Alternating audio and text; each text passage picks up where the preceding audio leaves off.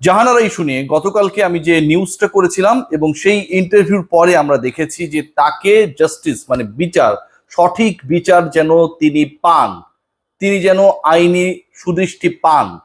বাংলাদেশের ক্রিকেটে যে ন্যাক্কারজনক ঘটনা ঘটেছে সেটার যেন পুনরাবৃত্তি না হয়, সেই সংক্রান্ত ব্যাপারটা পুরো বাংলাদেশকে নাড়িয়ে দিয়েছে। এবং যখন পুরো বাংলাদেশ নড়ে গেছে, যখন বাংলাদেশে একটা ভূকম্পন হয়েছে, বাংলাদেশের ক্রিকেট কেঁপে উঠেছে, ঠিক সেই সময় বাংলাদেশ ক্রিকেট বোর্ডের নতুন নেতৃত্ব না, বাংলাদেশ ক্রিকেট বোর্ডের উচ্চ পদস্থ কিছু কর্মকর্তা এবং বাংলাদেশ ক্রিকেট বোর্ডের বিশেষ কিছু রোলে কর্মরত সাবেক এক অধিনায়ক পুরো ব্যাপারটাকে ধামাচাপা দেওয়ার জন্য চেষ্টা চালিয়ে যাচ্ছেন। আমি প্রায় আমার সহকর্মীদের সাথে আড্ডায় বলি যে বিসিবিতে যতগুলো সিসি ক্যাম রয়েছে তার থেকে আমার সোর্স বেশি। মজা করে বলি হয়তো, কিন্তু ঘটনা যা দাঁড়াচ্ছে তাতে একটু পরপর যে আপডেটস গুলো আসছে সেগুলো ভাই ভীতি জাগানিয়া, হতাশাগ্রস্ত করে, বিব্রত করে। এবং এই মানুষগুলো ক্রিকেটের সাথে এত বছর কাজ করেছে, সেই ব্যাপারটা ভাবতে লজ্জাবোধ করতে হয়। সাবেক একজন অধিনায়ক যিনি ফোন করছেন ওয়ান আফটার ওয়ান ক্রিকেটার, নারী ক্রিকেটারদের, অলরেডি নারী ক্রিকেটাররা তারা বাংলাদেশ ক্রিকেট দলের বাইরে থাকা কিছু সদস্য যারা ব্যাপারটা নিয়ে সোচ্চার তাদের সাথে যোগাযোগ পর্যন্ত করেছেন, তারা মুখ খুলতে চান। সিরিয়াসলি বলছি, জেনে বলছি ভাই, এবং আপনারা হয়তো দেখবেন সামনে অনেকেই রিপোর্ট করবে। ঠিক ওই মুহূর্তে সাবেক এক ক্যাপ্টেন বাংলাদেশ ক্রিকেট বোর্ডে, তিনি একটা বড় সময় ধরে ছিলেন এবং বাংলাদেশ ক্রিকেট বোর্ডে তার ভূমিকাটা নির্বাচক হিসেবে পূর্বে ছিল, তিনি ওয়ান আফটার ওয়ান ক্রিকেটারদের ফোন করে বলছেন তোরা চুপচাপ থাক, পরবর্তীতে ন্যাশনাল টিমে সুযোগ পাবি না যদি তোরা কথা বলস। সিরিয়াসলি ভাই, ক্রিকেট বোর্ডের উচ্চ পদস্থ একজন কর্মকর্তা, আমি এরপরের ভিডিওতে হয়তো তার নামও বলে দিব, তিনি যদি না শুধরান, ইউ নো অল মি, আমি কি করতে পারি। সেই উচ্চ পদস্থ কর্মকর্তার বাড়ি হচ্ছে বরিশাল জোনে, বরিশাল বিভাগে তার বাড়ি। সেই উচ্চ পদস্থ কর্মকর্তা তিনি অলরেডি বাংলাদেশ থেকে বিতাড়িত বাংলাদেশ ক্রিকেট বোর্ডের যে কর্মকর্তারা রয়েছেন, বিশেষ করে নারী উইং এর সাথে যুক্ত, তাদের সাথে যোগাযোগ স্থাপন করেছেন। কিভাবে পুরো ব্যাপারটাকে নিউট্রালাইজ করা যায় সেই চিন্তায় সেই কর্মকর্তা ব্যতিব্যস্ত, কারণ তার বস কোন একটা সময় পালিয়ে গেল। ওই যে নারী উইং এর দায়িত্বের কথা বলছি, তিনি থেকে গেছেন। তো যেহেতু থেকে গেছেন, তাকে তো টিকে থাকতে হবে। এই যখন সিচুয়েশন, তখন আমরা একটা টেকনিক্যাল মিডিয়া ট্রায়ালের চেষ্টা দেখেছি। আপনাদেরকে কিছু প্রমাণ দিয়ে দিচ্ছি। এবং সেই জায়গাটায় বাংলাদেশ ক্রিকেট বোর্ডের এই কুকর্মের সাথে জড়িত বিতর্কিত কর্মকর্তারা ফেসে গেলেন। কি করে ফেসে গেলেন দেখুন, আপনারা স্ক্রিনে নিশ্চয়ই দেখতে পাচ্ছেন যে একটা ইন্টারভিউ চলছে কোন একটা প্ল্যাটফর্মে, চলতেই পারে, যে কোনো প্ল্যাটফর্ম ইন্টারভিউ করতেই পারে যে কারো, সেটা নিয়ে আমার কোনো আপত্তির জায়গা নেই। এবং সেই ইন্টারভিউ যিনি দিচ্ছেন তিনি নিজে অভিযুক্ত। শফিউল আলম চৌধুরী নাদেল তিনি নিজেই অভিযুক্ত। জাহানারা যে অভিযোগ করেছেন যাদের ব্যাপারে, তার অভিযোগের তালিকায় তার নামও রয়েছে। তিনি তো চেয়ারম্যান হিসেবে এটাকে সেটেল ডাউন করতে পারেন নাই। সেই তিনি যিনি নিজে অভিযুক্ত, অপর যারা ম্যাসিভ ক্রাইম করেছে, অপকর্ম করেছে, নির্যাতন করেছে, সেই মানুষগুলোর পক্ষে সাফাই গিয়েছেন। তিনি এটাও বলেছেন অমুক তো এখন মারা গেছে, এতদিন পরে এই আলোচনাটা আসলে আসাটা কতটুকু, মানে কেউ যদি মইরা যায়, মনে করেন আমি আজকে মইরা গেলাম, কিন্তু আমি এর আগে আকাম করে বেড়াইছি, এটা কাউরে বলা যাবে না, এটা কাউরে বলা যাবে না। আপনি প্রমাণ খুঁজেন, ভার্বাল অ্যাবিউজ করা হচ্ছে সেটা প্রমাণ আপনি কোথায় পাবেন? ভার্বালি হ্যারাস করা হচ্ছে সেটা প্রমাণ আপনি কোথায় পাবেন?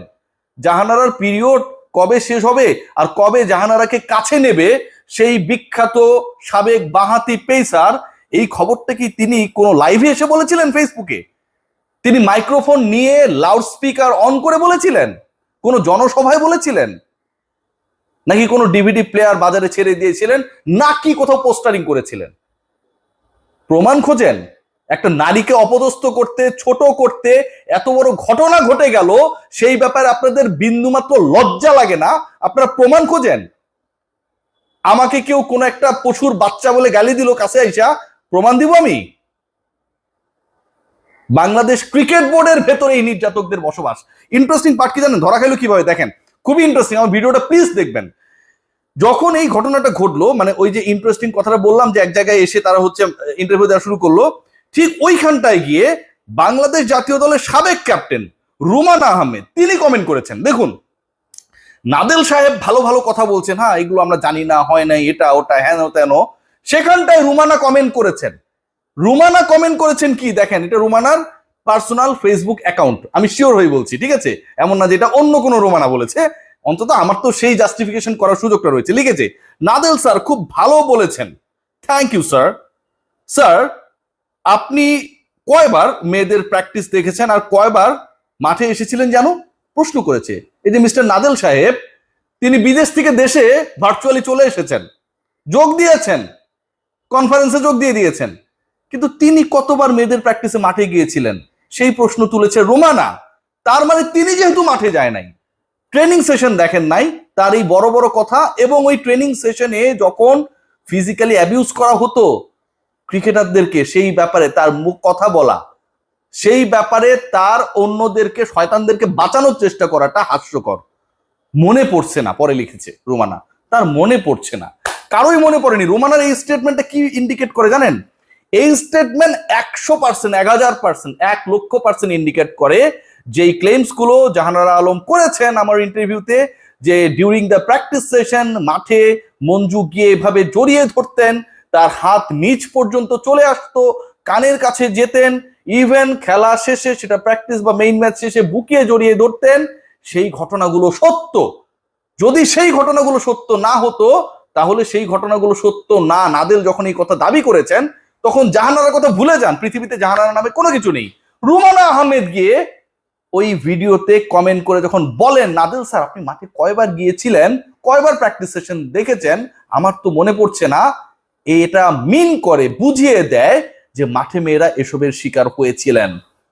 গতকালও রুমানা তার পেজ থেকে, ফেসবুক পেজ থেকেও স্ট্যাটাস দিয়েছেন স্পিচলেস।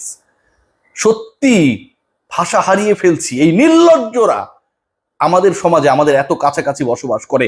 বাংলাদেশের দুই সাবেক গ্রেট মাশরাফি বিন মুর্তজা এবং তামিম ইকবাল স্ট্যাটাস দিয়েছে। আমরা তামিমদেরকে অনেক গালাগালি করি, ম্যাচকে নিয়ে অনেক কথা বলি, but end of the day আপনি দেখেন, যখন ওই আওয়ামী লীগ সরকারের সাবেক এমপি নাদেল সাহেব ব্যাপারটাকে জাস্টিফাইড করার চেষ্টা করেছেন, মিডিয়ায় কি করছেন আমি জানি না, বাট বের করে ফেলবো, কোনো ব্যাপার না, তখন একই সরকারে থাকা, একই ইলেকশনে ইলেক্টেড হওয়া মাশরাফি বিন মুর্তজা ঠিক উল্টো অবস্থান নিয়েছেন। ক্রিকেটের স্বার্থে, একজন ক্রিকেটারের রক্তে ক্রিকেট, একজন ক্রিকেটার স্পন্দনে ক্রিকেট। মাশরাফি বিন মুর্তজা একজন রাজনীতিকের থেকে অনেক বড় ক্রিকেটার, বাংলাদেশের ক্রিকেটের মহিরুহ, রোমানাদের, জাহানারাদের, সালমাদের অভিভাবক। তিনি বিচার চেয়েছেন, সুষ্ঠু তদন্ত চেয়েছেন। তামিম ইকবাল বলেছেন, কি অসাধারণ কথা বলেছেন তামিম। আপনার অনেক গালি আমাকে দিতে পারেন, তামিমকে দিতে পারেন, যে এই তদন্ত হতে হবে বিসিবির ভেতরের কাউকে দিয়ে না, এবং তদন্ত কমিটিও বিসিবির কেউ গঠন করবে না। এই কমিটি হবে নিরপেক্ষভাবে, এটা সরকার গঠন করে দিবে, তাদের লোক থাকবে, নিউট্রাল হবে। যেই ক্রিকেট বোর্ডের এই মুহূর্তে শীর্ষ পদে বসে থাকা কোন এক বেতনভুক্ত কর্মকর্তা অলরেডি পলাতকদের সাথে যোগাযোগ শুরু করে দিয়েছেন, সেই ক্রিকেট বোর্ড গঠিত তদন্ত কমিটি এই ঘটনার সুষ্ঠু তদন্ত করবে। যেই ক্রিকেট বোর্ডে কর্মরত সাবেক এক ক্যাপ্টেন, আগে নির্বাচক ছিলেন, one after one phone call করছেন, সবগুলা ফাঁস করে দিব, তোরা মুখ খুলিস না। সেই ক্রিকেট বোর্ড নিজেরা কমিটি করবে, তালগাছ তাদেরই প্রমাণ করবে, এই জাতি তা মানবে না। Asif Mahmud Sajib Bhuiyan, he has taken very important step announcing that legal যে কোনো ধরনের হেল্প লাগলে সে এটা করার জন্য প্রস্তুত রয়েছে। আমার কাছে মনে হয় যে সরকারের এখানে স্বপ্রণোদিত হয়ে অ্যাকশন নেওয়া দরকার, এবং Asif Mahmud Sajib Bhuiyan, I am very much confident on him, যে এটা যেন একটা নিউট্রাল কমিটি হয়, ক্রীড়া মন্ত্রণালয় করুক, বিসিবির জন্য ইনভলভমেন্ট না থাকে। এরপরে যে স্টোরিগুলো আসছে আপনাদের মাথা খারাপ করে দিব। আগামী সপ্তাহটা বাংলাদেশ শুধু ভূমিকম্পে কাঁপবে, দেখেন কি আসছে। সবাই ভালো থাকবেন।